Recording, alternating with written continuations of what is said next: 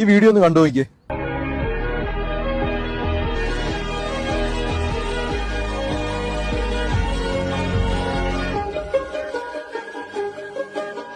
ഒരു കുറച്ച് കേക്ക് കഴിക്കാനാണ് ഇത്രയധികം ബുദ്ധിമുട്ട് അവർ കാണിക്കുന്നത്.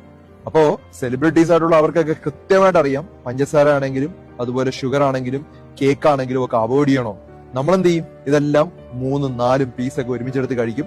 മധുരം നോക്കാറേ ഇല്ല, പഞ്ചസാര നോക്കാറില്ല. അതുപോലെ മധുരം ആഹാരത്തിൽ ആഡ് ചെയ്യുന്നത് നമ്മൾ ഒരു തുള്ളി പോലും നോക്കാറില്ല. അത്രമാത്രം പഞ്ചസാര നമ്മൾ കഴിക്കുന്നത്. പഞ്ചസാരയുടെ മോശമായിട്ടുള്ള അവസ്ഥ അവർക്ക് അറിയാവുന്നതുകൊണ്ട് അവർ അവോയ്ഡ് ചെയ്യുന്നതുകൊണ്ടാണ് അവരുടെ ശരീരം ഇങ്ങനെ ഇരിക്കുന്നതും നമ്മുടെ ശരീരം ഇങ്ങനെ ഇരിക്കുന്നതും. അപ്പൊ നമ്മൾ എന്താണ് ചെയ്യേണ്ടത്?